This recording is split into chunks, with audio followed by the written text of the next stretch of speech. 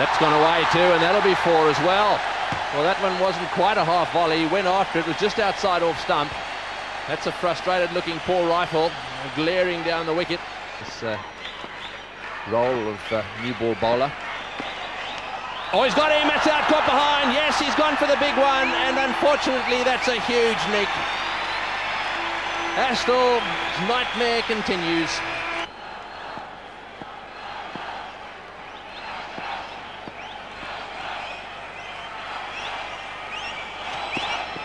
That's out 2, he's caught behind, yes, that's 2 down, going after that wide one again.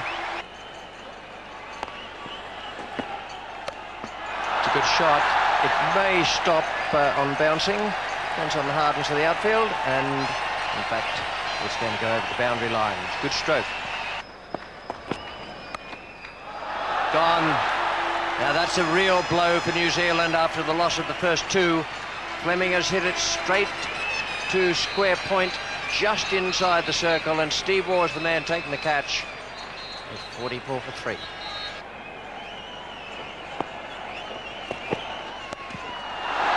shot. He has whipped that away straight over the fence at mid-wicket. That is a tremendous blow.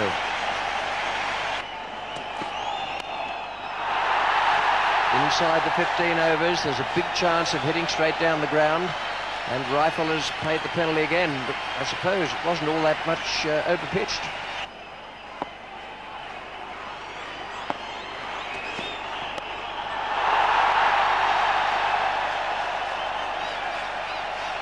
It's good stuff. Oh, that's well hit. That's 6 over cover point. Magnificent shot. Yes, you're right, Ian. The fact that Dion Nash comes in at number 11, he scored a Test 50, 56 against England at Lord's a couple of seasons ago.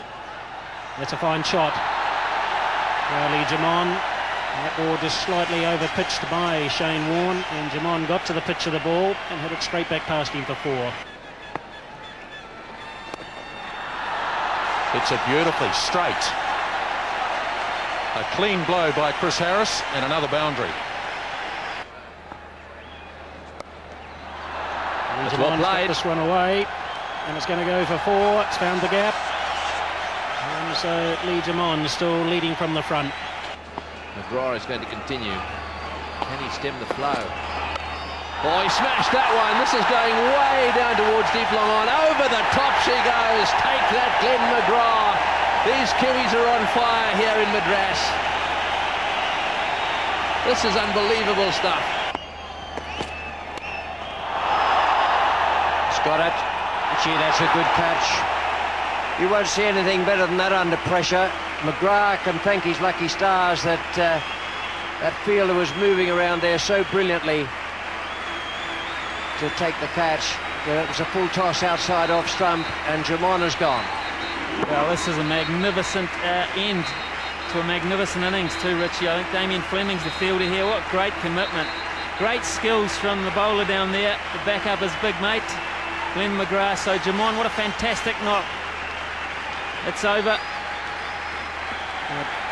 It's the adulation from the crowd. 89 of 96 deliveries. They need to chase that. They'll have to throw it back from the bleachers. Tremendous strike.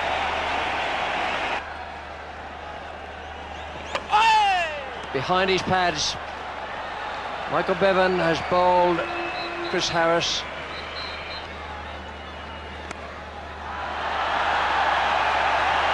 Beautiful stroke. Very well thought out. He's picked out the spot and hit it there for 4, 237 for 5. And of course, he might be required to bowl a few overs as well, Ian, so I hope he's got something in reserve. Well, that's a huge hit. Very high, but it's not going to clear the boundary. He went up a long, long way, and well taken by Paul Rifle. That's gone miles above the top of the pavilion, and it's a well-judged catch. Well, I think New Zealand would be disappointed if they don't get to 300 after the way that partnership formed between Harris and Jamon. The Australians, I think, in the end, would be thankful if they're not facing 300. And Perore's gone. So Shane Warne has picked up an LBW with the top spinner. That's a big hit. A huge hit. That's gone. You're not surrendering, eh? It's the one-hander. And Paul Rifle on this occasion has taken the catch. So Chris Harris really getting that one to within about 15 metres of the boundary with just one hand. Not a great start for New Zealand. Spearman taking 15 off the first over, including some no balls, but then Astle and Spearman and Fleming got out pretty quickly. But the captain, Lee Jamon, played a wonderful innings for his 89. But the player of the innings to date, Chris Harris there, 130, sixes and fours, batted for a long, long time. Really took the bowling by the scruff of the neck.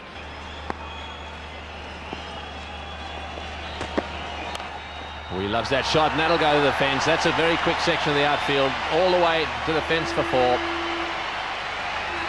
6 runs from the over, 16 without loss. Oh, there's a big appeal there for caught behind. The umpire's going to give him. Yes, he's given him.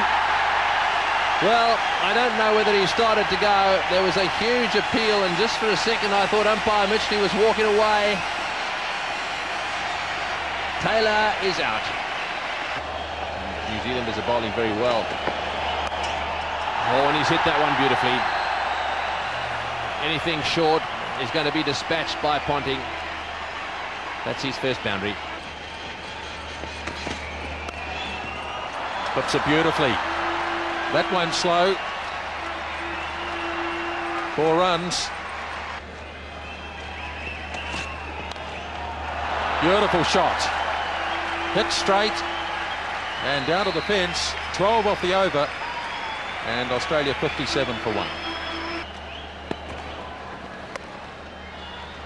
Excellent shot from Mark Waugh. He's found the gap. Even though the ball is slowing down as it gets near the rope, that one still managed to cross the boundary line. That's a pretty big task. Just over 200 from 30 overs. That means some very consistent high-scoring overs. And shouts of catch it. There's a man out there, and he's taken the catch. Well, that's an important wicket for Shane Thompson. That was Robert Kennedy taking the catch.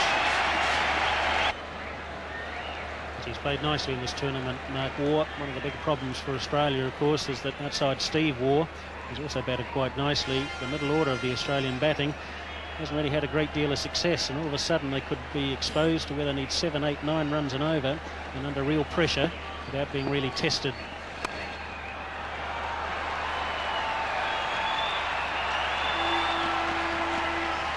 That was a pretty juicy full toss there.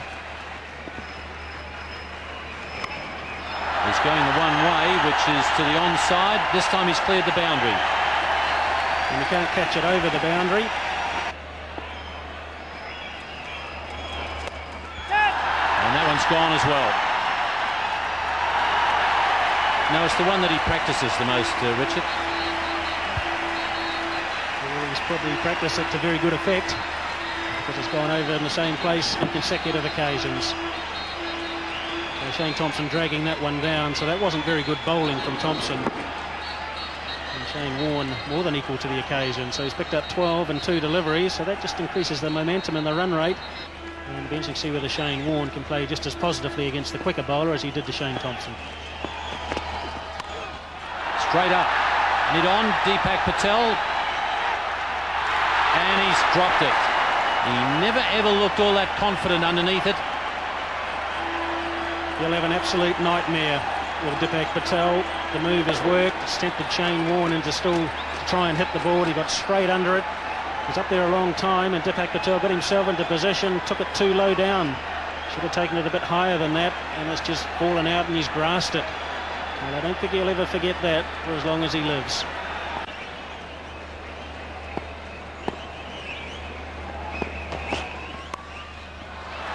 Beautiful shot. There was no guiding of that one. There's this drop catch again. Have a look at this. That is a dreadful feeling. Oh, and that's out. Yes, he's gone. He's out. Trying to heave that one over mid-wicket as well. He really should have been trying to hit it straight. So Astle has struck.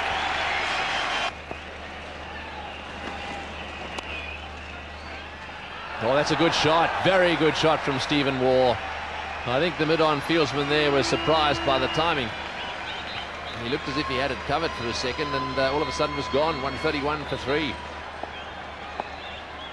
Yes, some wide roads, plenty of traffic. That's hit in the air. It's going out into the gap. That's a magnificently placed shot by Mark Waugh. He's got that one in the air, just chipped it over the infield. Totally controlled it was, and that's his 4th boundary. Yes, a big one. That has gone back many a row, if not many a mile. Someone said before that he was running out of energy, Mark Waugh. Like he is, doesn't show in this shot. It's a magnificent blow, and that's gone miles. So they need 6 and over. He can take it easy for the remainder of this one. He's done the damage early on.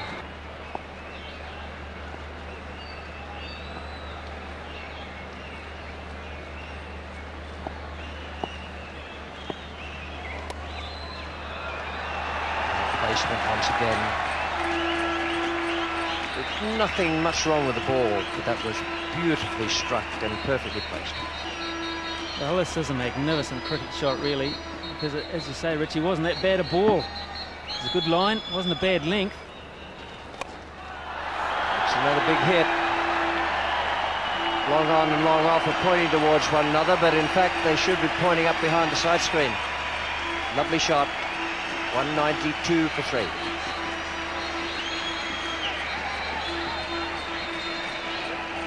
I think it's ready to do something out of the ordinary. Not quite. And there is Mark Waugh's 100, one of his greatest.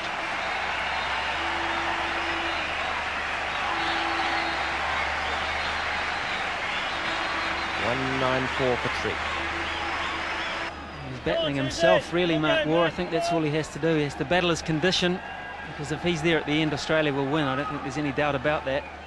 So it's a personal battle, and a case of whether he can beat the fatigue.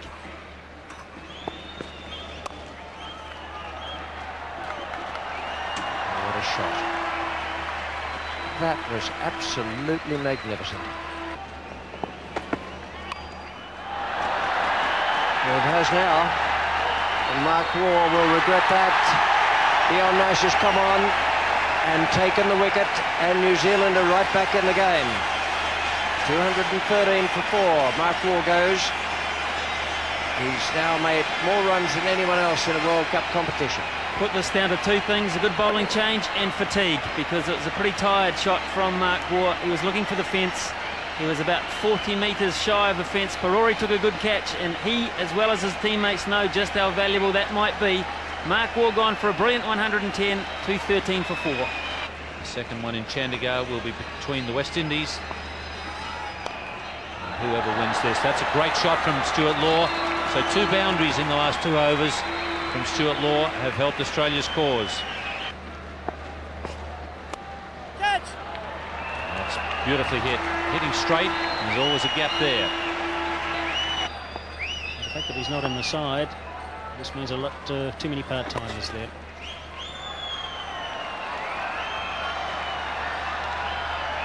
And that one's reached the rope as well. So Steve Waugh moves closer to the half-century. It's 255 for 4. He's pushed the ball around for singles. The field has come up though, so there's plenty of room to go over the top as well. And that's cleared the boundary.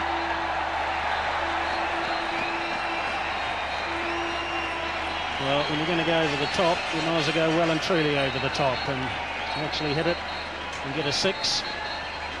A poor delivery there from Shane Thompson, dragged it down. And Stuart Law had plenty of time to get himself into position, and it's gone about 10 rows back. 20 of 24. Oh, he's got that one away, and it's running away to the fence as well. Yes, that's a lovely shot. And Stuart Law timing that one to perfection. So they're a good side, this Australian outfit. They've got class all the way down the order. And he's not very experienced at this level, Stuart Law, but that's not inhibiting his stroke play at all. That's a beautiful square cut. And they're beginning to go. I think it's party time in Madras.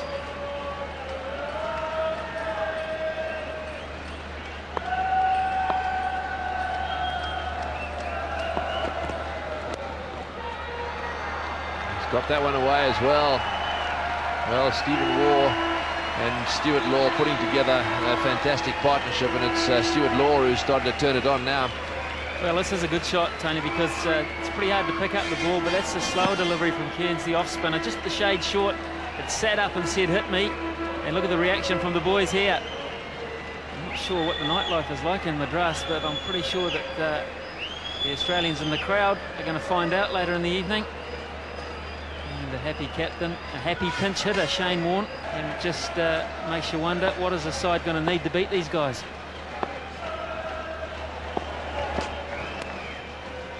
Nudge that one away to third man, and that'll go for 4 as well. Delicately placed, little late cut down to third man who's standing wide. And the Aussies are jubilant. It's also inconceivable to think they're going to do this with 2 overs to spare. And that's another very fine cut shot, using the pace, what's left of the pace in the ball. Just running it off the face for 4 more. So a job almost done for Steve Waugh.